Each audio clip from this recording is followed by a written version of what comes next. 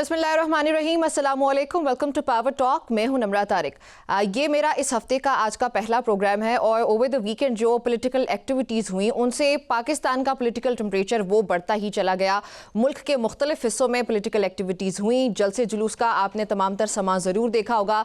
उसके बाद जो रियासती रद्द अमल है उसने एक बार फिर से आइन, कानून और जमहूरी अमल पर बहस इस वक्त खड़ी कर दी है। कराची के ये मनाजिर इस वक्त आप स्क्रीन पर देख भी रहे, जहाँ पे पाकिस्तान तहरीक इंसाफ ने बज़ाहिर जलसा करने की कोशिश की, या जो पॉलिटिकल एक्टिविटीज़ उनके सीएम केपी ने जारी रखी हुई थी, पंजाब के बाद सिंध के दौरा उन्होंने किया, वो अब मुकम्मल तो नहीं हुआ, वो अभी चल ही रहा है। लेकिन उसमें हमें एक चीज़ जो नज़र आई वो ये कि रियासत और जो है वो हमें नज़र आई पॉलिटिकल पार्टीज़ के अगेंस्ट, वहाँ पे पॉलिटिकल जो एक्टिविटीज़ हुई उनको रोकने की कोशिश की गई, जबकि पॉलिटिकल पार्टीज़ का मौक़िफ़ बिल्कुल अलग है, रियासत का मौक़िफ़ इस पर बिल्कुल अलग है। अच्छा, अगर बात की जाए पाकिस्तान पीपल्स पार्टी के मौक़िफ़ की वहाँ पे सिंध गवर्नमेंट की, तो उन्होंने पहले पाकिस्तान तहरीक इंसाफ का इस्तकबाल किया, लेकिन उसके बाद हमें ये जो मनाजिर हैं वो एकदम से बदलते हुए नज़र आए, जब वहाँ पर पाकिस्तान तहरीक इंसाफ के मुताबिक उनके रास्ते में रुकावटें डाली गई, उनको जलसा करने की इजाज़त देने के बाद, NOC जारी होने के बाद वहाँ पे उनको पुरसकून अंदाज से जो है वो जलसा नहीं करने दिया गया।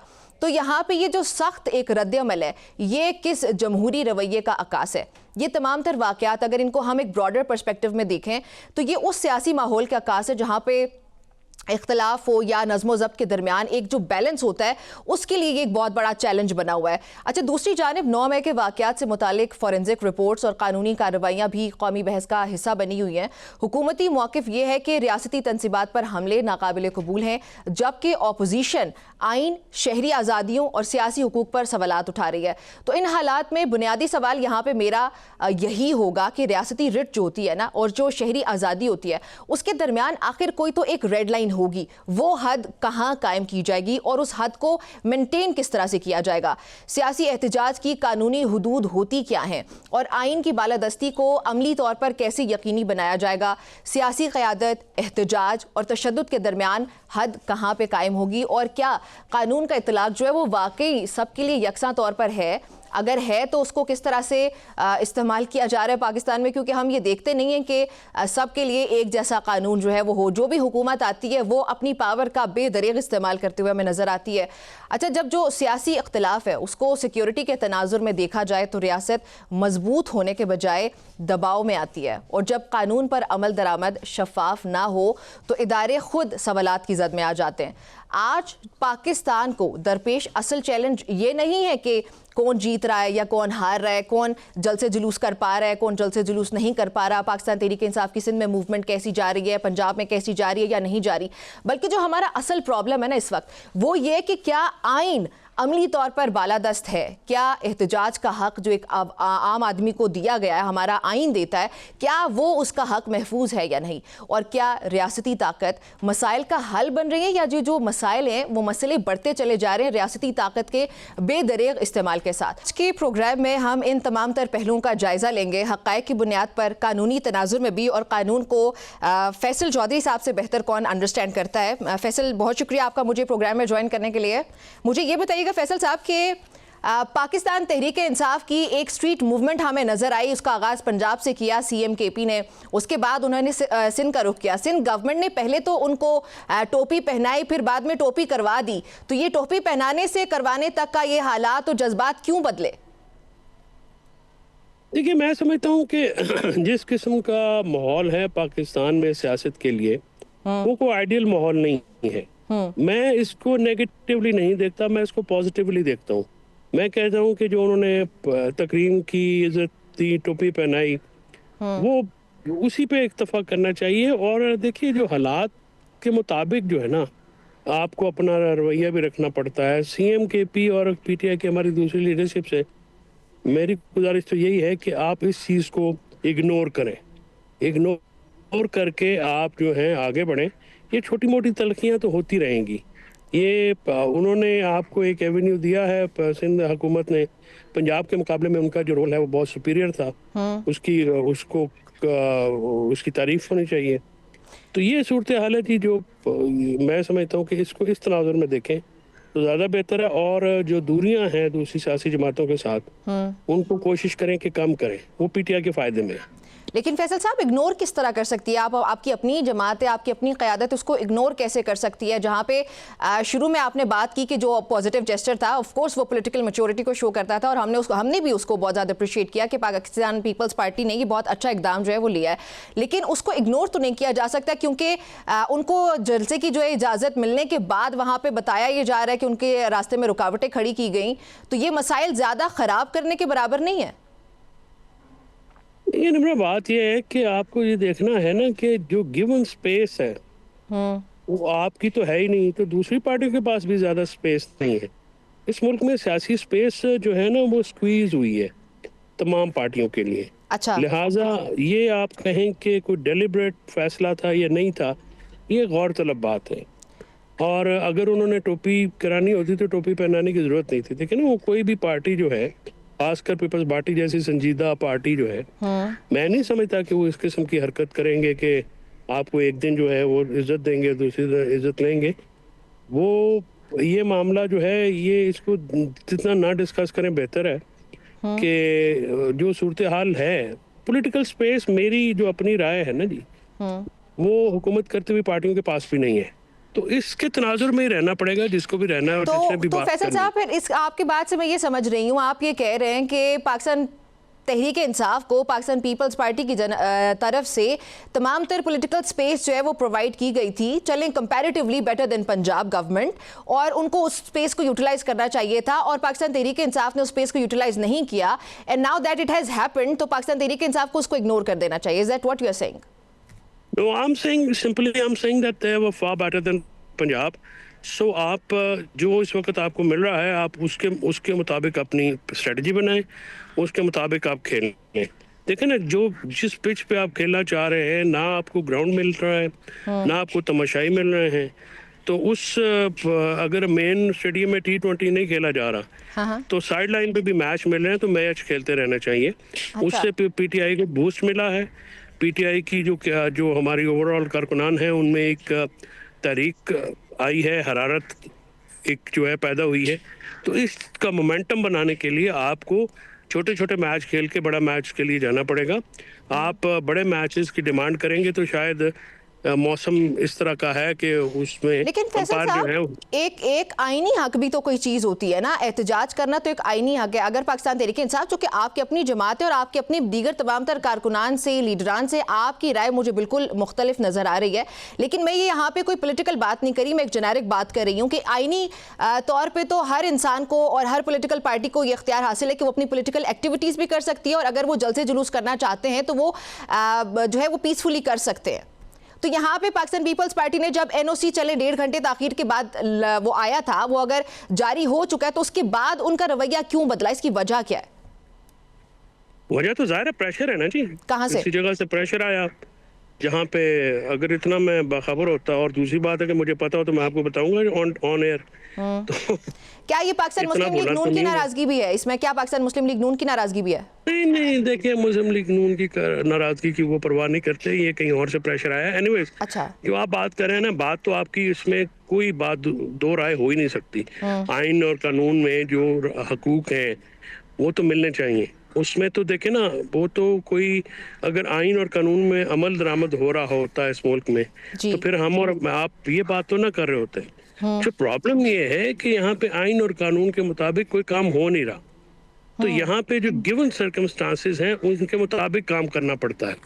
अच्छा, तो वो गिवन सर्कमस्टांसेस के अंदर आप ये चाहते हैं कि पाकिस्तान तहरीक इंसाफ रहते हुए काम करे, और पाकिस्तान तहरीक इंसाफ का ये जो तमाम तर पॉलिटिकल मूवमेंट है, ये चलाने का मकसद यही है कि एक्टिव किया जा सके, आवाम को मोबिलाइजेशन हो सके पाकिस्तान तहरीक इंसाफ के हक में। तो यहाँ पे जब चले, ये तो बात तो अंडरस्टैंड हम लोग कर सकते हैं कि पाकिस्तान पीपल्स पार्टी का किरदार है, पाकिस्तान मुस्लिम लीग नून का किरदार है, या इदारों का जो भी रोल है वो एक साइड पर बात है, लेकिन पाकिस्तान तहरीक इंसाफ की तरफ से इसके लिए तमाम तर मामलात को देखा गया था, या उनकी तरफ से मोमेंटम को बरकरार रखने के लिए इतने खास कोई इक़दामात नजर नहीं आए थे जिसकी वजह से ये जलसा सक्सेसफुल नहीं हो पाया, या फिर हुआ सक्सेसफुल, वो भी मुझे बताइए। नहीं, ये आपको किसने कह दिया सक्सेसफुल नहीं हो? जिस किस्म के हालात में पीटीआई ने जलसा किया है, अच्छा, ये तो बहुत बड़ा माइलस्टोन है। ये तो सोहेल अफरीदी और उसकी टीम को और हलीम आदिल शेख की टीम को बहुत मुबारक वाली बात है। जिस तरह के हालात में ये अपना पुल ऑफ किया उन्होंने, ये जो सारा मामला है, ये तो मतलब इसको तो आप जितनी तहसीन करें पीटीआई की कम है। देखे ना जिस तरीके से उस सारे मामलात के बावजूद उन्होंने इतने मुख्तसर नोटिस पे इतना बड़ा जलसा कर लिया, मतलब उसका इम्पैक्ट पाकिस्तान की जो पॉलिटिकल जो आप कैनवस है उसके ऊपर उसका इम्पैक्ट पड़ा है। अच्छा, तो ये आप ये नहीं कह सकते कि इम्पैक्टफुल नहीं था। तो और मैं ये भी नहीं कह रहा ये इम्पैक्टफुल किस तरह से है? क्या हुकूमत के ऊपर कोई प्रेशर बिल्डअप हो सकता है? कहीं पे ये आवाज सुनाई दे सकती है कि पाकिस्तान तहरीक इंसाफ अब भी इतनी पावर रखती है कि वहां पे पाकिस्तान तहरीक इंसाफ के साथ आपको लाजमी बैठना पड़ेगा और निगोशिएट करना पड़ेगा, वरना पाकिस्तान तहरीक इंसाफ को क्रश नहीं किया जा सकेगा? देखिए क्रश और माइनस तो हो नहीं सकते ना। देखो कि ये तो कल एक दो बार दोबारा साबित हो गया ना जी। ये तो हम हमेशा ये कहते रहे हैं कि इमरान खान को जो माइनस करने की बात करते हैं, पीटीआई को जो क्रश करने की बात करते हैं, वो तो हमको की जन्नत में रहते हैं। वो तो पॉलिटिकल रियलिटीज है, उनको आपको साथ लेके चलना पड़ेगा, उनके साथ चलना पड़ेगा। लेकिन जो दिखता है वो बिकता है ना, जो दिखता है वो बिकता है। अब जब आप एहतजाज नहीं कर पाते, आप कोई तहरीक नहीं लेके आ सकते, तब हम लोग ये नहीं मान सकेंगे ना कि इमरान खान की पार्टी जो वो अभी भी उसी तरह पॉपुलैरिटी उनकी बरकरार है, जो कि होगी ऑन ग्राउंड जरूर होगी। लेकिन मैं दीगर एलिमेंट्स की बात कर रही हूँ। अगर आपको हुकूमत निकलने नहीं देती तो आप इसको साबित कैसे करेंगे? देखिए हुकूमत ने ना निकलने का तो उन्होंने जो पंजाब में किया, तहरीक तब्दील ने पाकिस्तान के साथ जो किया, 50 गाड़ियां उनकी तोड़ दी। अच्छा। जो उससे पहले सोहेल खान के साथ किया, तो आपको एक फसाहियत और अमराना रवैया तो नजर आता है। जो आप ये बात करें, एक चीज मैं आपकी वजाहत कर दूं कि आप ये कह रहे हैं ना कि मैं ये कह रहा हूँ कि मौजूदा गिवन सिचुएशन में ही काम करना चाहिए। मैं ये नहीं कह रहा, मैं ये कह रहा हूँ कि जो हालात आपको मैसर हैं उसमें काम करते हुए ज्यादा स्पेस लेने की जरूरत की कोशिश करें। अच्छा, ये दो फर्क बातें हैं। ठीक है। अच्छा, इसमें फिर क्या बेहतर किया जा सकता है? सोहेल अफरीदी साहब के किरदार को आप एक तरफ सराह भी रहे और दूसरा आप ये कह रहे हैं कि हुकूमत तो अपनी एक्टिविटी जरूर जारी रखेगी, उसमें आपको स्पेस को यूटिलाइज करते हुए ही अपने लिए मजीद स्पेस क्रिएट करनी है। तो वो स्पेस जो क्रिएट करनी है वो किस तरह से की जा सकती है? क्या जो तहरीकें हैं उनमें कोई इजाफा किया जा सकता है? कोई जलसे जुलूस जो है उनका स्पेक्ट्रम जो है उसको बढ़ाया जा सकता है? क्या किया जा सकता है? What could be एक done? तो ये जो उन्होंने काम किया है कराची और लाहौर जाके, ये बड़ा अच्छा काम है। अच्छा, इसको वो जरा अभी बलूचिस्तान भी जाएंगे, इसको वो ज्यादा करेंगे। और उसके साथ साथ जो इनके काबरीन हैं तहरीक तफ्ज़ीह पाकिस्तान, उनको फ्री हैंड दें। गुफ्तगू जो है ना साथ साथ में होती है। देखें सियासत में दोनों काम होते हैं और वो मतलब हैंड इन हैंड चलते हैं, मुफाहमत भी और मुज़ामत भी। और ये चीज़ें जो हैं, अगर आप सिर्फ ये कहें कि हम करेंगे, वो नहीं हो सकेगी। और सिर्फ मुफाहमत की बात करेंगे, वो भी नहीं हो सकेगी। इस वक्त हुकूमत का रवैया तो गैर संजीदा है ना जी। अच्छा। ना वो इमरान खान साहब के साथ बात करना चाह रहे हैं, ना वो उसके साथ बात करना चाह रहे हैं, लेकिन बात तो करनी पड़ेगी। क्या इमरान खान बात करना चाहते हैं? इमरान खान बिल्कुल बात करना चाहेंगे, मेरे साथ बड़ी तौफान की बात हुई। बिल्कुल, देखें ये तो अब जो सीबीएम करेगा उसी के साथ बात करना। देखें निमरा, हमारे मुल्क की एक पॉलिटिकल रियलिटी है और वो है एस्टेब्लिशमेंट। इसको आप इग्नोर नहीं कर सकते। जाहिर है ताकतवर लोग जो हैं, अब अगर पीपल्स पार्टी ने सब कुछ किया था तो पीछे से किसी ने जाकर फिर वो नहीं करने दिया ना वो सारा काम जो कि होना चाहिए था।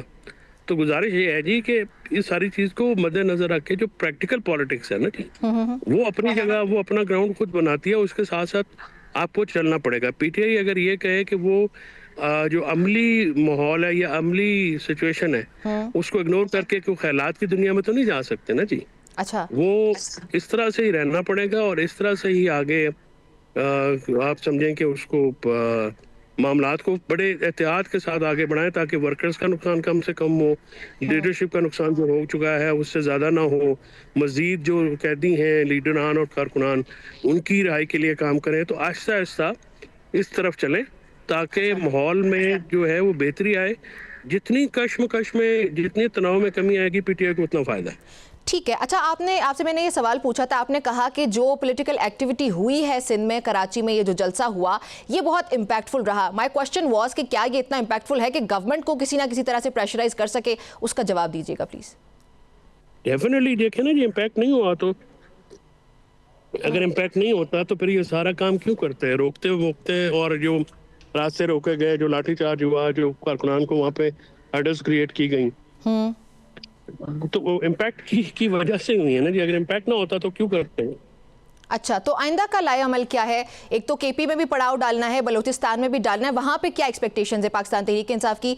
वहाँ पे किस तरह से डील किया जाएगा? और जो बलूचिस्तान का खास तौर पे मुझे बताइएगा कि वहाँ पे भी हम लोग देखते हैं कि केपी तो ऑफ कोर्स गवर्नमेंट नहीं है, तो वहाँ पे किस तरह से चीज़ों को मैनेज किया जाएगा? देखिए, वहाँ पे भी यही तो करनी चाहिए कि वहाँ की गवर्नमेंट जो है वो कबायली जो रवायात हैं, जो हमारी सियासी रवायत है, उनको अमल दरामद करेगी। और बलूचिस्तान में भी सीएम केपी को वेलकम किया जाएगा, करना चाहिए। अच्छा, एक चीज यहाँ पे ये प्लीज ये फैक्टर भी इंक्लूड कीजिएगा कि जो हालात सिंध और पंजाब के हैं, केपी और बलूचिस्तान के हालात उससे बिल्कुल मुख्तलिफ है। तो जब आप आप जब बलूचिस्तान या केपी का रुख करते हैं, केपी तो चले आपकी अपनी हुकूमत है वहाँ पे, तो आप लोग फिर भी अपना ताकत का इस्तेमाल भी कर सकते हैं, अपना पावर शो भी कर सकते हैं, लेकिन बलूचिस्तान की गवर्नमेंट आपको नहीं लगता कि ज़्यादा हर्डल्स क्रिएट करेगी? क्योंकि जो सिक्योरिटी के मसाइल हैं उनसे ऊपर तो कुछ भी नहीं आता, कोई पॉलिटिकल एक्टिविटी नहीं आती। वो अपनी जगह करेगी, उसमें कोई हमें तवक्को तो नहीं है, खैर की तवक्को तो नहीं है, लेकिन कोशिश तो यही होनी चाहिए नहीं कि ना करें। लेकिन आपकी जमात जो इसके बारे में सोचती है कि वहाँ पे सिक्योरिटी कंसर्न्स बहुत ज़्यादा हैं, तो एटलीस्ट आपकी जमात जब वहाँ पे एक मोमेंटम बिल्ड करने की कोशिश कर रही है, तो ऐसा ना हो कि अल्लाह ना करे, अल्लाह कभी भी ना करे, लेकिन कोई जानी नुकसान ना हो, कोई माली नुकसान ना हो, अवाम का कोई नुकसान ना हो, या दहशतगर्दी में जो है वो कोई जो दहशतगर्द है उनको किसी तरह से फैसिलिटेट ना किया जा सके।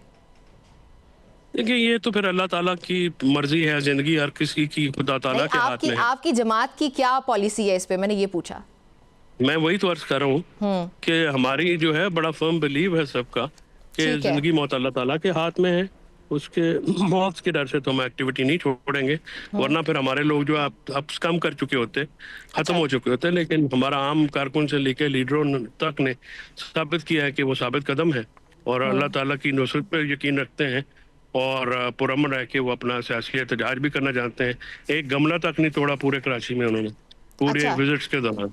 अच्छा, हुकूमत की तरफ से तो मैंने तो कुछ खबरें ये भी पढ़ी कि आपकी जो वहाँ पे लोग मौजूद थे जलसे वगैरह में, उन्होंने पुलिस पे पथराव वगैरह किया और उन्होंने आगाज किया इस बात का, ऐसा कुछ हुआ? अब इस पे क्या तबसरा करें। चलें, इट्स एज इट ऑल। मुझे ये भी बताएं फैसल साहब कि आपने आज से कुछ रोज़ पहले हमारे ही चैनल पे एक और प्रोग्राम में ये कहा था कि 15 जनवरी के बाद कुछ ब्रेक थ्रू हो सकता है डायलॉग से मुतालिक। वो मामला कहाँ तक पहुँचा, जहाँ पे हम लोग ये देखते हैं कि आपने कहा कि एक तरफ जो है वो जलसे जुलूस वाले या आपकी मज़ामती तहरीक भी ज़रूर जारी रहनी चाहिए, डायलॉग का रास्ता भी रहना चाहिए। मज़ाहमत वाली तरफ तो हमें मज़ीद मुश्किलात दिखाई देती हैं और मुज़ाकरात की आवाज़ कहीं ठंडी पड़ रही है। नहीं, मुज़ाकरात की बात ठंडी नहीं पड़ रही। अच्छा, एनडीसी की कॉन्फ्रेंस हुई है और उसको आगे बढ़ा रहे हैं। अब एनडीसी वालों की कोशिश है कि वो प्रेसिडेंट से, प्राइम मिनिस्टर से और दूसरे जो पॉलिटिकल लीडर्स हैं, मौलाना साहब हैं या दीगर जो अकाबरीन हैं, उनसे मिले और उनसे रिक्वेस्ट करें कि मुल्क में जारी तनाव में कमी लाने के लिए अपना अपना रोल अदा करें। तो ये मुज़ाकरात जो है वो एनडीसी की कोशिश जारी रहेगी। दोनों फ्रीकैन जो है वो एनडीसी में सबसे ज्यादा एक्टिव रोल कौन कौन अदा कर रहा है? फवाद साहब कर रहे हैं। अच्छा, महमूद मौलवी साहब हैं, इमरान इस्माइल साहब हैं। अच्छा, मेरी पाकिस्तान तहरीक इंसाफ के जितने भी रहनुमाओं से इंटरव्यू मैंने किया, उनसे जितना भी मैंने सवाल पूछा, मुख्तलिफ नाम इस वक्त मेरे जहन में आ रहे हैं, उन्होंने कहा कि हम इनकी एक्टिविटी को या हम इनकी कोशिशों को नहीं एक्सेप्ट करते क्योंकि इनका ताल्लुक पाकिस्तान तहरीक इंसाफ से नहीं है। चलें जी, वो खुद कर ले, कौन मना करता है? मुल्क की अच्छाई के लिए, अमन के लिए, सुकून के लिए तो सबने बात करनी है। आप पाकिस्तान तहरीक इंसाफ के बैनर के अंडर ही ये कर रहे हैं ना? देखिए, मैं तो हर उस चीज के ऊपर जो है वो ख्वाहिश रखता हूँ जो अमन की बात करे, जो इमरान खान की रहाई के लिए, उनकी मुश्किलें आसान करने के लिए कोई काम हो सके, वर्करों की। तो ये जो एनडीसी में आपने जिक्र किया फवाद चौधरी साहब का, इमरान इस्माइल हो गए, महमूद मौलवी, ये जैसी शख्सियात जो हैं, इनका एजेंडा क्या है? ये किस तरह से जो आप बात कर रहे हैं कि ये सदर को भी लाने की बात कर रहे हैं या फिर नवाज शरीफ हो गए, वजीर आजम हो गए, एक बड़े लेवल पे एक डायलॉग की बात हो रही है, उसका एजेंडा क्या है? कि असीरान दीगर जो हैं, शाह महमूद कुरैशी हो गए, इस तरह उनकी रिहाई होनी चाहिए या इमरान खान की रिहाई होनी चाहिए, मैंडेट की वापसी होनी चाहिए, क्या होना चाहिए? नहीं, एजेंडा तय हो जाएगा, पहले माहौल तो बने बैठने का। अभी तो एक दूसरे की शक्ल भी ना देख रहे सारे, पहले वो तो जरा करे ना, पहले नरमी तो करवाए ना दोनों तरफ से। तो वो नरमी के लिए वो पिछले काफी दिन से कोशिशें कर रहे हैं, लेकिन वो हमें एहतजाज वगैरह में जो पाकिस्तान तहरीक इंसाफ होती रहेंगे, वो टाइम टेकिंग टाइम होता है जी। अच्छा, माहौल कैसे बनेगा? आप किसको बोलेंगे कि ये माहौल बन चुका है? भाई ये जब ये सारे एग्री करेंगे बैठेंगे तो फिर माहौल बन जाएगा ना, फिर आप लोग भी माहौल बनाने में किरदार अदा करेंगे। आप पे भी सेंसरशिप को हमने कहा कि हटाएं। हमने मीडिया की आज़ादी के लिए भी बात की है, एंकर्स की वेरी आज़ादी नाइस। के लिए भी बात की है, सहाफ़ियों को, ताकि वो फ्री हैंड दें, ताकि मीडिया भी अपना पॉजिटिव रोल अदा करे। मीडिया को आपने सेंसर कर दिया है, सोशल मीडिया जो है उसके ऊपर कोई कंट्रोल नहीं है, लिहाजा वो जो मर्जी जिसका दिल करता है वो कर ही जा रहा है। मेन स्ट्रीम मीडिया का ये भी तो फायदा ना कि रॉन्ग न्यूज़ किल हो जाती है। अगर अच्छा। आपको एक्सेस हो पूरी तरह से जैसे पहले थी, तो ये मेन स्ट्रीम मीडिया को भी तो दोबारा रिवाइव करना है ना जी। वो एब्सोल्युटली, जब तक एब्सोल्युटली। नहीं होगा मुल्क में अपना नॉर्मलिटी तो नहीं बहाल हो सकती। I agree with you. आपने ये बताया कि एनडीसी का अभी तक कोई एजेंडा डिसाइडेड नहीं है। नहीं, एजेंडा हमारा वो जो एजेंडा 4 पॉइंट दिए हैं उनके एलामिये में, वही हमारा एजेंडा है।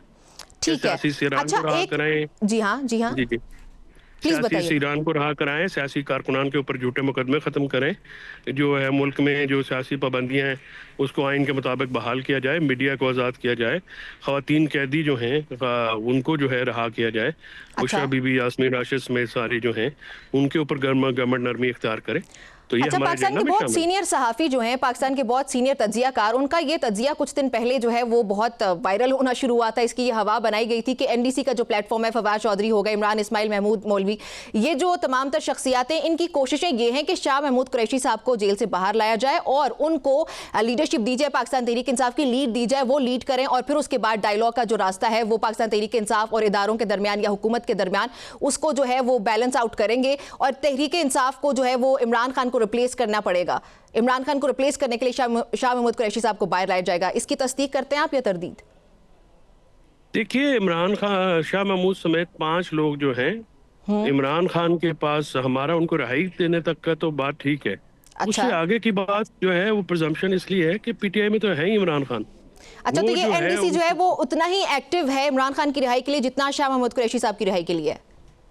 बिल्कुल है। अच्छा। उसका हतमी नतीजा तो हम उसी पे जो है इमरान खान साहब के बगैर तो पीटीआई का कोई जो, हम सिर्फ ये जा रहे हैं कि वो लोग जिनका कद काट है, जो सियासत समझते हैं, जो 2-3 दफा अपना इजहार भी कर चुके हैं, उनको खान तक एक्सेस तो कराए ना, ताकि वो उनको बैठ के कोई पोलिटिकल एटमॉस्फेयर जो है उसको चेंज कर सके। हतमी जो है फैसले तो इमरान खान साहब ने करने हैं, अच्छा। लेकिन हमारा ये ख्याल है, हमारे दोस्तों का, एनडीसी के दोस्तों का ख्याल ये है कि हम खान साहब के साथ ये सब सारे जब बात करेंगे तो खान साहब जो है वो भी पॉजिटिव सोचेंगे, क्योंकि अभी तक जो है लोग उनके पास कोई ऐसा उनको कन्विंस नहीं कर सके हैं, क्लैरिटी नहीं ला सके हैं। दूसरी तरफ भी ये मसला है, तो ये सिर्फ इमरान खान साहब का मसला भी नहीं है, अच्छा। उनसे तो बात हो ही जाएगी। ये एस्टैब्लिशमेंट और हुकूमत भी जो है, ये तीनों फ्रीक जब तक एग्री ना करेंगे हमने बात करनी है तो बातचीत कैसे होगी? ठीक 3 है। ही फ्रीक है ना सारे कॉन्फ्लिक्ट जी में। हाँ, जी हाँ, जी हाँ। ठीक जी। है, ठीक है। Thank you very much for joining me. मुझे बहुत शुक्रिया ज्वाइन करने के लिए साहब। नाज़रीन, गुफ्तगू आपने सुनी।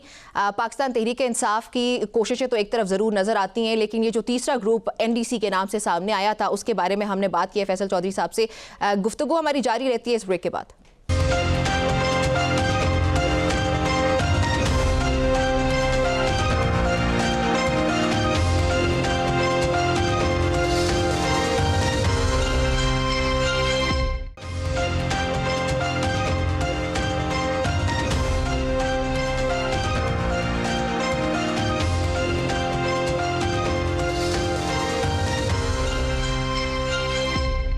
Welcome back to Power Talk. Program के सेगमेंट में मुझे ज्वाइन करी हैं सायरा बानो साहिबा। सायरा साहिबा, बहुत शुक्रिया आपका मुझे ज्वाइन करने के लिए। ब्रेक से पहले मेरे साथ मौजूद थे फैसल चौधरी साहब। उनसे भी पहला सवाल मैंने पूछा था कि जब पाकिस्तान तहरीक इंसाफ ने रुख किया सिंध का, कराची में पहले उनका इस्तकबाल किया गया, उनको टोपी पहनाई गई, अजरक पहनाई गई, लेकिन फिर बाद में उनको टोपी करवा दी गई।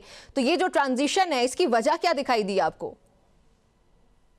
अस्सलाम वालेकुम। आपने सवाल ही में जवाब दे दिया कि पहले टोपी पहनाई, बेसिकली वो टोपी करवाना था। अच्छा। तो देखिए, वजूहात मैं क्या कह सकती हूँ कि वो कितने मजबूर थे या वो कितने हद तक इजाजत दे सकते थे। आया इसमें किसकी साजिश थी या इजाजत लेने वालों को इतनी ही इजाजत मिली थी? अच्छा। मैं इस पे अगर कुछ खुलकर बताऊं तो अब मुझे नहीं पता प्रोग्राम का क्या वो होगा। सुना यही है कि जिन्होंने लाहौर में ये सारा करवाया, कहने को तो लोग पंजाब गवर्नमेंट का क्या कहते हैं, लेकिन आपको भी पता है और मुझे भी पता है कि ये ताकतवरों की या इन जो इक्तदार में बैठे हुए लोगों की डोरियां कहाँ से हिलती हैं। अच्छा, क्या तो कह सकती हूँ कि मतलब बहुत ही एक वजीर आला थे वो हमारे, वो कहते हैं ना कि पूरा मुल्क एक जिस्म के मानिंद है, वो हमारे एक सूबे के वजीर आला थे। वो खुदा ना खास्ता क्या करने के लिए आए थे? जाहिर है उनका जो वो क्या कहते हैं उस पार्टी का के साथ जो जुल्म और जबर हुआ, उनके बानी कैद हैं। तो यहाँ पर अगर जमहूरियत कहते हैं जो कि नहीं है पाकिस्तान में, अच्छा, ऐसे जमहूरियत हम कहते हैं, यहाँ पर बच्चे जमूरे हैं, जमहूरियत नहीं है। तो आपने बच्चे जमूरे का आपने अमली नमूना देख लिया कि बच्चों जमहूरों ने पहले इस्तकबाल किया, फिर आपने देखा होगा कि लोगों ने वो कहते हैं ना कि 12 घंटे तक एक उनकी जो जमहूरियत की अलमबरदारी की ये पार्टी अपने आप को कहती है, और फिर उसके बाद जहां तक उनकी रसाई थी वहीं तक किया है। इसके ऊपर कोई भी बहस या मैं आपको वो कहते हैं ना कि तज्जिया या अपना वो क्या मैं पेश करूं, अच्छा, तो इसमें अब मुझे पाकिस्तान, नहीं समझ अच्छा आ रही। अच्छा इसलिए चले, कि अगर वो बहुत वो खुल के आपकी बयान बात मुझे, किया तो वो आपको भी पता है कि हम्म, कितनी कदगन है इस मीडिया पर बात करने पे, और कहाँ इशारे हम कर सकते हैं कहाँ नहीं कर सकते। लेकिन ये कहते हैं कि ये नहीं होना चाहिए। ये बहुत पहले हम लोग किताबों में भी सुनते थे कि जो बांग्लादेश था, जो उनके यहाँ पर नुमाइंदे थे, उनके साथ भी इसी किस्म का सलूक हुआ। वहां तुम यहाँ हम, और अच्छा, यहाँ पर आपने एक सूबे को ऐसे कर दिया कि वो वजीर आला है। एक यहाँ पर सिंध के वजीर आला में वो कहते हैं कि रवादारी इतनी नहीं थी कि यहाँ तो सिंध जिसके बारे में कहते हैं कि जी मेहमान नवाजी है, यहाँ की रवादारी, यहाँ की सकाफत है, जी, उन्होंने उस तमाम सकाफत के ना बिल्कुल उलट किया कि घर आए मेहमान को इंसान इज्जत देता है। एक मुलाकात होती, अगर वो चैम्बर ऑफ कॉमर्स से मुलाकात हो जाती या वजीर आला मिल लेते या बाकी वो, तो क्या हो जाता। अच्छा, पहले तो तमाम तर तो ये ऐलान किए गए थे सायरा साहिबा कि ये तमाम तर मामलात होने जा रहे हैं, जो एजेंडा है वो भी खुल के सामने आया था पीटीआई की जानिब से भी। आप जो बात करिए चले वो अंडरस्टैंडेबल है कि जिस तरफ से हाथ बंधे होते हैं, लेकिन क्या हमारी सियासी जमातों के इस कदर हाथ बंधे कि जब आप एक चीज करना चाहते हैं आप वो नहीं कर पाते? और इसमें मुझे प्लीज पीएमएलएन का रोल भी समझाइएगा। क्या पीएमएलएन पहले ऑन बोर्ड थी पीपल्स पार्टी के साथ, या फिर ये बाद में पीएमएलएन ने भी कोई नाराजगी का इजहार किया? ये भी तो एक वजह हो सकती है। देखिए पीएमएलएन और ये तो वो बिल्कुल कहते हैं ना गैर फितरी से इनके इत्तेहाद है। कान मरोड़ के वो कमिश्नर रावलपिंडी ये बयान चला के यहाँ पर अनवर राव का वो जो कहते हैं इंकशाफ एक नेशनल टीवी पर हुआ था, आई वो रिमेम्बर। सारी चीजें करके इनको जबरदस्ती कान मरोड़ कर एक पेज के ऊपर बिठाया गया। अच्छा, और इन आपने पिछले दिनों इनके वर्कर्स के बीच में लड़ाई भी सुनी होगी, फिर यहाँ से वजीर इत्तलात क्या कह रही है, यहाँ के वजीर इत्तलात क्या कह रहे हैं। तो वो थोड़ा थोड़ा वो कहते हैं ना कि अपने कारकुनों को दिखाने के लिए पेज सेविंग कि अच्छा भाई हम अपनी सियासत कुर्बान कर दी, इस मुल्क को बचाने के लिए हम लोग साथ हैं। तो ये अच्छा, ऐसे ही है। इसके ऊपर कोई, क्योंकि सारी गुफ्तगू मैं इनको जो इस वक्त जो सियासी जमातें बैठी हुई हैं, जो हाथ बांध के 26वीं और 27वीं तरमीम, स्पेशली अपनी सिंध गवर्नमेंट की बात करें तो वो ब्रूट मेजोरिटी से जिस तरीके से उन्होंने 26वीं तरमीम पास करवाई, आपको गाहे बगाहे आके कुछ जैयद सहाफी आकर बताते भी हैं कि फैसला किन का होता है और सिर्फ ये मोहर लगाने वाले हैं। और जिन्होंने मोहर लगानी होती है तो वो फिर उनके इतने इख्तियारात थोड़ी होते हैं कि वो यहाँ पर वो कर ले। आगे भी बहुत सारे मामलात हैं। सिंध वालों की तो वो गोट वैसे ही फंसी हुई है। एनएफसी वो हो गए 18वीं तरमीम में जो उन्होंने अपने उसके लिए किया था। तो ये तमाम चीजें वो कहते हैं ना कि वो है। फिर आपने देखा होगा कि सूबों का मैटर भी गाहे बगाए आप मीडिया पर देखते रहते हैं। कल शायद अलीम खान ने प्रेस कॉन्फ्रेंस भी की थी कि ये सूबे जरूरत है। तो फिर ये तमाम चीजें जो है जो पीपल्स पार्टी के वो कहते हैं ना कि दुखती रग है। अच्छा, तो तो फिर ये बहुत सारे मामलात ऐसे होते हैं जहां पर खामोशी इख्तियार करनी पड़ती है। ठीक है। तो ये जो तो मामला है जी, सायरा साहिबा, इसमें आपको पीएमएलएन की बजाहिर कोई नाराजगी नजर नहीं आती, और ऐसा नजर नहीं आता कि पीएमएलएन की जानिब से पीएमएलएन की प्रेशराइज किया गया हो पीपीपी को कि ये आप मुझे तो हमारे। पीएमएलएन ही कहीं नजर नहीं आती। अच्छा, उन्होंने सिर्फ एक वो दिखावे के ओहदे लिए हुए, क्या वो सीएम पंजाब हो या वो हो, तो मैं तो इनको नहीं समझती कि इनकी भी कोई बात होगी या अपनी बात मनवा सकते हैं, नाराजगी का इजहार कर सकते हैं। आपने देखा होगा बहुत अरसे से वजीर आजम साहब तो लाताल्लुक है। वो अच्छा, तो वो कहते हैं कि इन तमाम दौरों पे जो आपके और मेरे टैक्स के पैसों पे चले जा रहे हैं उसको कामयाबी समझते हैं। लेकिन वो कामयाबी या मईशत के वो जो कहते हैं ना मस्बत इशारे आम लोगों तक आ नहीं रहे।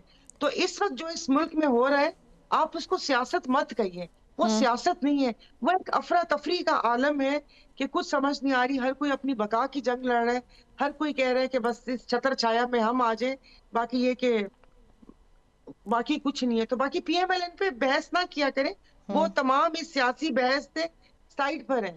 वैसे अच्छा है तो पीपल्स पार्टी पे, लेकिन पीएमएलएन तो बहुत ही रेलिवेंट हो गई। अच्छा, चलें ठीक है। ये जो स्ट्रीट मूवमेंट है, क्या ये भी इररेलेवेंट है या ये आपको सक्सेसफुल दिखाई देती है? ब्रेक से पहले जब मैंने फैसल साहब से ये सवाल पूछा था तो उन्होंने कहा था कि ये बहुत इंपैक्टफुल रही है। अब मेरा यहाँ पे सवाल ये, क्या ये इतनी इंपैक्टफुल है कि जहाँ पे गवर्नमेंट को या जो आपके मुताबिक ताकत के सरचश्मा है उसको कोई प्रेशराइज कर सके? और जो ये मूवमेंट लेके चल रहे हैं सोहेल आफरीदी साहब, ये कामयाब होंगे इसमें मजीद? देखिए, मुझे फिर बात वही आ जाती है कि ये जिस तरीके से कुछ सहाफी आकर बताते हैं आपको और हमें, बताते हैं कि जो नफरत है उसकी जड़ें कहाँ तक पहुंची हुई हैं, कि टॉप क़यादत से लेकर एक आम फौजी तक उस इदारे की बात करें कि वहां नफरत पाई जाती है। फिर आप हमारे सियासतदानों को भी देखें कि वो मुफाहमत की बात तो करते हैं, लेकिन वो कुछ ऐसा नजर नहीं आता। और वो आपको भी, मुझे समझ आ गया कि जब इनकी स्ट्रीट मूवमेंट की या कुछ जलसे जुलूस की बात होती है तो वो कहते हैं ना कि एक छोटी सी झंडी लहरा देते हैं कि आइए टेबल के ऊपर बैठ के बात करें, लेकिन जो बोल रहे हैं उनको भी नहीं पता होता कि हम जो बोल रहे हैं क्या उस पर भी मनोअन अमल होगा या नहीं होगा। बाकी आप कह रही हैं स्ट्रीट मूवमेंट, देखें जो 8 फरवरी 2024 था, तो हमेशा सियाने कहते हैं कि लोहे पे चोट तभी लगाने चाहिए जब लोहा गर्म हो। तो 2 साल पीटीआई ने, वो जो कीमती 2 साल थे, वो उन्होंने जाया कर दिए। अच्छा। सबसे बड़ी बात कि जो उनके अंदर जो एक क्यादत का फुकदान है, उससे पहले भी, इस 8 फरवरी से पहले भी, कि जिस वक्त खान साहब के बयानात आते थे, उन्होंने कहा था कि अच्छा जीडीए को भी ऑन बोर्ड लें, कुछ और बाकी सियासतदानों के नाम भी लिए थे, तो कोई एक ऐसा शख्स नहीं था कि आप जिससे बात कर सकें।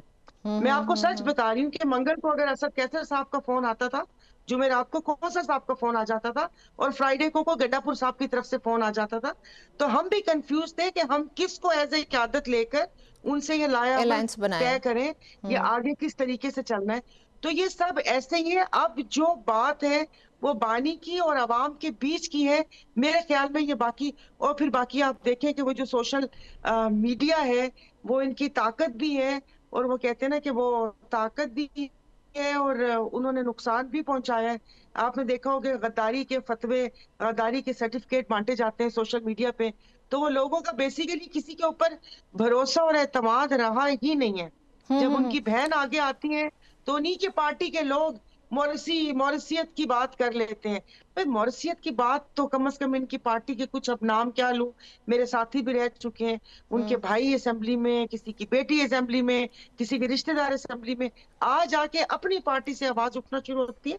तो ये या तो बहुत पहले ही, जैसे भाई बेगम नुसरत भुट्टो आई थी सामने, बेगम कलसूम नवाज आई थी, बेगम मली खान सामने आई थी, तो इनका सियासत से भले वो ताल्लुक नहीं है, ना उनको कोई ओहदों की चाह है, लेकिन कोई स्ट्रॉन्ग आवाज आनी चाहिए। लेकिन अब मैं ये समझती हूँ कि जो थिंक टैंक है, जो सोचने वाले हल्के हैं, उनके हिसाब से जो ये मौजूदा क़यादत है, इन्हीं के लोगों ने आपस ही की लड़ाई झगड़े और चपकलिश ने उनको ऐसा कर दिया कि लोग 100% उनके ऊपर भरोसा करने को तैयार नहीं अच्छा, है। ये जो आप तो क़यादत मुझे के नहीं पता फुकदान ये की कब बात तक कर रही हैं सायरा जी, होती है।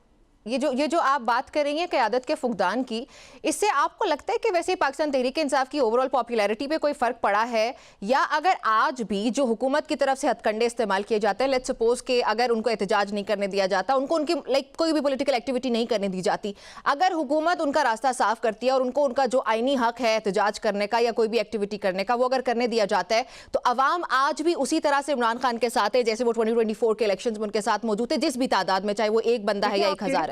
की पॉपुलैरिटी, पीटीआई की पॉपुलैरिटी की तो मुझे पता नहीं था, खान की पॉपुलैरिटी कम नहीं हुई, वो वक्त अच्छा। के साथ बढ़ती जा रही है। अच्छा। मैं कह रही हूँ ना, पीटीआई एक जमात और यही नुमाइंदे हैं जिनके ऊपर इतना ज्यादा भरोसा नहीं रहा। आप पंजाब असेंबली देख लें, आप नेशनल असेंबली देख लें, कोई 2-2.5 साल से आपको कोई कारकर्दगी नजर ही नहीं आ रही कि उन्होंने कोई अवामी इशू पे बात नहीं की। इतने सारे, वो कहते हैं ना कि बॉल उनकी कोर्ट में आई लेकिन वो सही तरीके से खेल ही ना सके, और आपस ही की वो जैसे उस चीज में रहे हुए। बाकी आप आइन और कानून की बात करें, इस मुल्क में आइन और कानून है। अच्छा। जिस वक्त बात एक सॉरी पर आके अटकी हुई हो, और एक शख्स, एक एंकर आपको आके बता रहा हो, 2-3 एंकर ही जो आके आपको और हमें सोशल मीडिया, ट्विटर पे खबरें देते हैं कि ये करना चाहिए और ये ऐसे हो रहा है, ऐसे हो रहा है। तो और हुकूमत भी आप देख लें कि किस तरीके से बनी गई और किस तरीके से बिठाई। तो ये मामला आइन और कानून के तहत तो मैं नहीं समझती कि अदालतें बेचारियों को कोई काम रह ही नहीं गया। तो अब वही बात है जो राना सनाउल्लाह साहब ने की कि जी ये 5 बड़े बैठ जाएं और आपस में तय कर लें। तो फिर मैं तो एक आम बंदी हूँ और मैं सोचूं कि आया कि जो मुकदमात हैं और जो ये सारी चीजें कही जाती हैं वो क्या क्या बोगस हैं, क्या वो क्या कहते हैं उसको, क्या सियासी हथकंडे हैं एक शख्स को झुकाने के लिए। भाई आप अदालतें आजाद कर दें, फिर उसके बाद आप फ्री एंड फेयर ट्रायल दें, फिर देखें क्या होता है। तो बस ये ऐसे ही है, ताकत की रस्साकशी जारी है। वो कहते हैं ना कि ना वफाक के होते हैं ना जफा के होते हैं, ये सारे झगड़े अना के होते हैं। तो वो अना अटकी हुई है। लेकिन अच्छा। मैं कहती हूँ कि हुकूमत है, आप बड़े हैं, आप थोड़ा दिल बड़ा करें, 2 कदम आप पीछे हटाएं, 1 कदम आप पीछे हटाएं। आपने अपना घुटना रखा हुआ है गर्दन पे और आप कह रहे हैं कि मुफाहमत की बात करें। आप कह रहे हैं मुफाहमत की बात करें, उनकी बहनों पे इस माइनस टेम्परेचर में ठंडा पानी फेंका जाता है। आप अच्छा। शाह महमूद देख लें, उमर चीमा देख लें, यास्मीन आशा, आप किसी को तो रिलीफ दें। आप किसी को तो आप पता चले ना कि हुकूमत सीरियस है यानी इसमें। सीबीएम्स आप होने वहां चाहिए पर थे एक कोई। से एक मुकदमा, जी, लोगों को उठाया जा रहा है, कोई चादर चार दीवारी, यहाँ पर देखे कारकुनों को उठाया, वहां कारकुन उठाया। तो करना क्या चाह रही है? वो यही चाह रही है कि बस ये हो। लेकिन जो आवाम का और खान साहब का रिश्ता जुड़ा हुआ है वो वक्त के साथ और मजबूत हो रहे हैं। ये जो बीच में लोग हैं, जो नुमाइंदे ने देखे, उन्होंने खंबे खड़े किए थे, वो अच्छा। किसी भी दूसरे खंबे को खड़ा करेंगे तो वो वैसे ही होगा। तो असल मसला अवाम और खान साहब के बीच में है, तो ये ऐसे ही बीच में। नाज़रीन, हमारी गुफ्तगू यहाँ पर जारी रहती है। वक्त हुआ एक ब्रेक शामिल करने का। I will be right back after this break.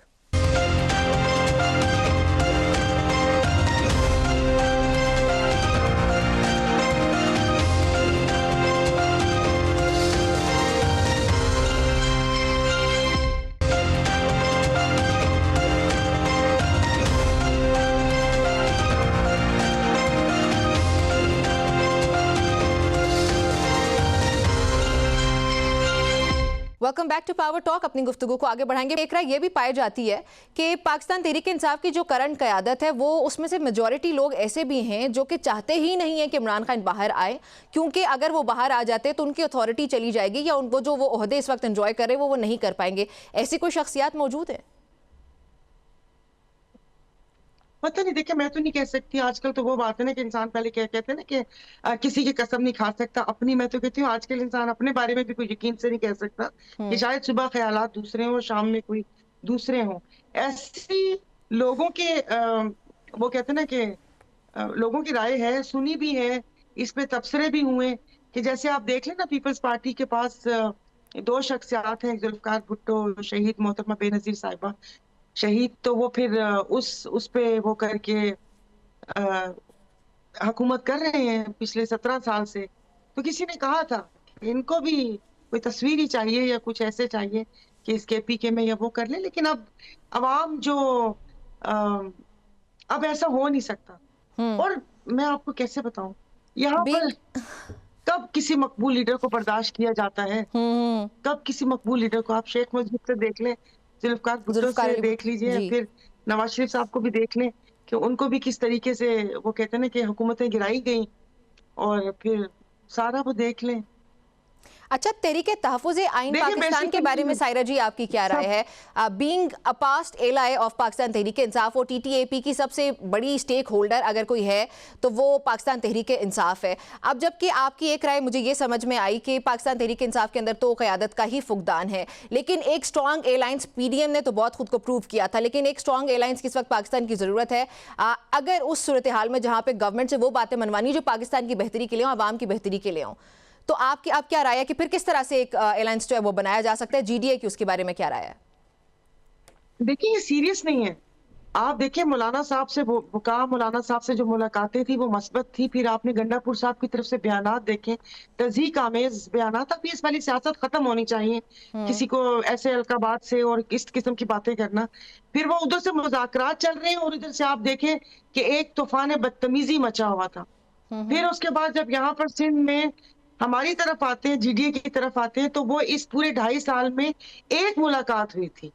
और एक उस मुलाकात की मैं भी गवाह हूँ, उसको आप पंजाबी में गोंगलुओं पर से मट्टी झाड़ना भी बोल सकते हैं, कि वो 20-25 मिनट की एक मुलाकात थी। अच्छा। फिर उसके बाद आगे रमजान था और फिर कहा कि ईद के बाद आप इस तहरीक का हिस्सा होंगे और हम इस तहरीक को साथ लेकर चलेंगे। उसके बाद आपने देखा होगा 2 दिन की कॉन्फ्रेंस भी हुई थी जिसमें शायद खाकान अब्बासी, मिफ्ता इस्माइल, वो जो इनको होटल में करने नहीं दी या थी, या उसमें रिमेम्बर। हमारे 2-3 लोग गए थे। हम्म। तो बस फिर जीडीए जो है वो है ग्रैंड डेमोक्रेटिक अलायंस। उसमें जी, यहाँ की हमारी सिंध की 5-6 जमातें एक छत्र ये छाया में, पीर साहब की छत्र टीटीएपी छाया की में। नॉन सीरियसनेस की आप बात कर रही हैं ओवरऑल, या आपको लगता है कि पाकिस्तान तहरीक इंसाफ उसकी being the biggest stakeholder वो सीरियस नहीं है? पाकिस्तान तहरीके इंसाफ सीरियस नहीं है। आपने हम्म। आपने हमसे अब आपको कुछ चीज चाहिए या कुछ वो होगा तो आप बताएंगे ना राय अमल। आप एब्सोल्युटली बताएंगे, आपकी मुलाकात होगी कि आपने सिंध से कैसे तहरीक लेके ट्रू। चलनी है, किस तरीके से चलनी है। वो तो नहीं, वो सीरियसनेस तो वो इंडिविजुअली मैं आपको बोल रही हूँ ना कि जमातें हैं, उसमें ग्रैंड डेमोक्रेटिक अलायंस से 5-6 जमातें हैं, जी हाँ। तो वो इंडिविजुअली जाकर मिल लेते हैं या बात कर लेते हैं। लेकिन अभी तक ऐसे किसी फोरम पे कोई सीरियस होके बात नहीं हुई। मैं आपको कह रही हूँ कि इन तमाम चीजों की मैं खुद गवाह हूँ। ये सही सुनी है। सुनाई बात नहीं है। तो उस मीटिंग में मेरी भी शिरकत थी। तो ये सीरियस होके वो करें। अब ऐसे थोड़ी कि किसी का मुंह मशरिक की तरफ, किसी का मुंह मगरिब की तरफ, आप दिल से किसी को मान नहीं रहे। जो मतलब अचक जई साहब और मौलाना अलामा साहब जो जी। लेकर चल रहे हैं, उनके बारे में जी बातें हैं। उसके बाद देखे ना वो हामिद साहबजादा हामिद साहब कहाँ पर हैं। उनके लिए आपने कुछ सोशल मीडिया पे आवाज नहीं सुनी होगी। उन्होंने आपको अपना कंधा दिया, उन्होंने पार्टी का वो किया, उन्होंने भी तमाम जबर और जुल्म सहा, लेकिन वो तो बिल्कुल मंजर से गायब है और वो कैद में है। और मैंने तो कभी किसी के मुंह से उनका नाम भी नहीं सुना। तो ये सारे यकजा होने चाहिए। हर कोई 1.5 इंच की मस्जिद ना ये बनाए। जो यकजा आप होने पे एक पंजाब की बात बात की थी करते हैं तो राना आप सनाउल्लाह उंगलियां साहब ने, उठाना शुरू कर देते हैं। ये जो जी। यकजा होने पे राना सनाउल्लाह साहब ने 5 का फॉर्मूला दिया था, सायरा जी, ये क्या था, ये कहाँ से आया था और इस पे अमल दरामद होता हुआ कहीं से नजर आ रहा है आपको? क्योंकि अगर कोई बात आई है तो ऑफ कोर्स उसके पीछे भी कुछ होगा। नहीं, ये ऐसी ही बात दफा देखिए आपके और हमारे मनोरंजन के लिए बातें शुरू कर देते हैं। कभी कौन सी बात, फिर बाज दफा मसाइल से तवज्जो हटाने के लिए आपने ये बात कर दी। अब आप देखें ना, जो ये पीआईए का मामला हुआ और फिर उसके बाद जो फौजें भेजने का मामला हुआ, फिर उसके बाद ये कि जो सऊदी अरब का और कि सऊदी अरब और किसका था, यमन का, जी। तो उसमें हम लोगों ने क्या करना था। ये तमाम चीजों पे जो एक मुल्की सालमियत क्या उसमें बहस या एक आम आदमी तक जाए, हमें किस बहस में उलझाया गया कि अच्छा भी क्या होगा क्या नहीं होगा। और दूसरी बात, एक तरफ से ये लोग कहते हैं पीटीआई खत्म शुद, 2.5 साल से कोई गुफ्तगू पीटीआई के बगैर मुकम्मल ही नहीं है। अच्छा। मैं खुद प्रोग्राम्स में बैठती रही हूँ और मैं रिक्वेस्ट करती रही हूँ कि प्लीज थोड़े से मेरे सिंध के हालात पे भी गुफ्तगू कर लें। मगर वही आज आके या तो अदालती निजाम होगा या रिलीफ पे बात होगी या वो होगी। इन्होंने हमें मतलब वो कहते हैं ना कि इन चीजों में उलझा के क्या चल रहा है क्या नहीं चल रहा आपको और हमें नहीं पता। अभी कराची के कुछ सिंध की बात कर लूं। जी प्लीज हमारे प्लीज मेयर डू। साहब ने जो कराची का इंफ्रास्ट्रक्चर चेंज होगा जी और हाँ। ये तमाम होगा कि वो पता नहीं 47 अरब है उसमें होगा। अभी प्लीज इस पे प्रोग्राम कीजिएगा। वो पता चला कि लीबिया की लेबनान की एक कंपनी है, उसको ठेका दिया गया। वो अच्छा। आते हैं विजिट वीजा पे, 1 महीने बाद वो आके देखते हैं। और मैं परेशान हूँ कि यहाँ के इंजीनियर्स कहाँ हैं जो इस कराची को जानते हैं और ये इतना इसमें कौन लोग मुलविस हैं। तो देखिए आपकी नजर से भी ये खबर नहीं गुजरी होगी, अंदर ही अंदर सारा काम हो गया। अच्छा। आपको और मुझे इस चीज में उलझाया हुआ है कि आया ये तहरीक कामयाब होगी ये नहीं होगी, ये ट्रू। स्ट्रीट मूवमेंट होगी नहीं होगी। ये एक तरफ से इन्होंने वो कहते हैं जुल्म का बाजार गर्म किया हुआ है। जो कारकुन निकलता है उसके घर पे हमला भी आप देख लें, पंजाब में क्या हुआ, गाड़ियां तोड़ी गई, बदतमीजी हुई, वो हुआ। उसके बाद दूसरी तरफ आके इनके सहाफी कहते हैं कि देखिए कोई निकला नहीं। तो ये खुदा के वास्ते अक्ल के नाखून लें। ये वो एक चीज है ना, ये प्रेशर कुकर है। आप प्रेशर बनाए जा रहे हैं, उसके बाद ये प्रेशर कुकर फटेगा तो फिर आप कहाँ और हम कहाँ। तो ये जो बैठे हुए जो थिंक टैंक है, जो राना सनाउल्लाह साहब ने बोला 5 लोग, राना सनाउल्लाह से बंदा पूछे क्या उन 5 लोगों को ये खबर है कि उन्होंने एक जगह पे बैठना है। खान साहब तो पिछले 2 साल से बोल रहे हैं कि उन्होंने ठीक है। वही बात करनी है, इन सायरा लोगों साहिबा, से मेरे बात पास नहीं वक्त करनी। कम है, मेरे पास तो वक्त उस कम है। पर मत मैं जवाब आपका आया इस पे नहीं। भी कमेंट चाहूंगी। माजरत के साथ आपको इंटरप्ट किया। क्या आपको 28वीं आईनी तरमीम होती हुई नजर आ रही है नियर फ्यूचर में? बिलावल भुट्टो जरदारी साहब ने तो कहा था कि एक ही असम्बली से 2 आईनी तरमीम हो चुकी, वो काफी है, लेकिन ये हवा भी जरूर गर्म है कि एक और आईनी तरमीम हो सकती है। Do you see that? देखिए, जो 26वीं और 27वीं हुई में देखे ना, उसमें आवाम के लिए कुछ था ना आपके लिए ना मेरे लिए। उन लोगों ने अपने आप को ही मजबूत किया। आईनी अदालतें, गैर आईनी अदालतें, जजिस का पहले भी सिस्टम हाथ में था, अब तो बिल्कुल ही खत्म कर दिया। फिर ठीक। जिस तरीके से इस्तिस्ना मिला कि है तो इस्लामी माशरा, हम मिसालें भी देते हैं। हजरत अबू बकर सिद्दीक का जी। दामन खींच के सवाल पूछा था, मगर यहाँ पर जी आपने जिप लगानी है, आपने पूछ नहीं सकना उन शख्सियात से। तो 28वीं भी ऐसी होगी जो अच्छा, आके क्या बताते पीपल्स हैं पार्टी कि साथ 28वीं देगी? में क्या ऐसी पीपल्स चीजें पार्टी होंगी। साथ देगी? मुझे हाँ या ना में जवाब दीजिएगा एक जुमले में प्लीज, मेरे पास वक्त कम है। पीपल्स पार्टी भागते हुए साथ देगी, आप कैसी बातें कर रहे हैं? 26वें में भी दिया ना, 27वीं में भी दिया। अच्छा। फिर उसके बाद वो कहते हैं जमहूरियत बेहतरीन तक इंतकाम है अवाम से, अवाम से। अच्छा। उसके बाद बैठे हुए फिर ठीक। कुछ ना कुछ वो करके बैठेगी। ये साथ देंगे। ओके। इनको कुर्सी प्यारी है तमाम सियासी जमातों को। वो ठीक। किसी तरीके भी एनी हाउ उस कुर्सी पे रहना चाहते हैं, भले उसके लिए झुकना पड़े या क्या करना पड़े, ठीक हो तो गया। देंगे, ठीक है, भागते हुए देंगे। चले जी, चले आखिरी जी। बात, जी प्लीज। जिस वक्त हमारे दौर में भी एक काम हुआ था बाजवा साहब की एक्सटेंशन का, हम्म। तो जब वोटिंग हुई थी तो बाखुदा सबसे पहले नून और पीपी गई थी। अच्छा। वो यहाँ से साइन, वो अपने नाम की वो टिक लगाते हुए लॉबी में जाना था। हमसे भी पहले वो पहुंचे हुए थे। अच्छा। तो बस आप समझ जाइए कि उस वक्त तो वो अपोजिशन में थे, फिर वो इस हुकूमत को इम्पोर्टेड कहते थे, फिर बाप भी बताते थे। सबसे पहले वो पहुंची हुई थी चले उस ठीक है। लॉबी में, तो सबसे पहले ये पहुंचेंगे। ओके जी, बहुत शुक्रिया जी सायरा जी आपका मुझे ज्वाइन करने के लिए। नाज़रीन, गुफ्तगू आपने आज के प्रोग्राम से इतना ही, मुझे दीजिए इजाजत। अल्लाह हाफिज।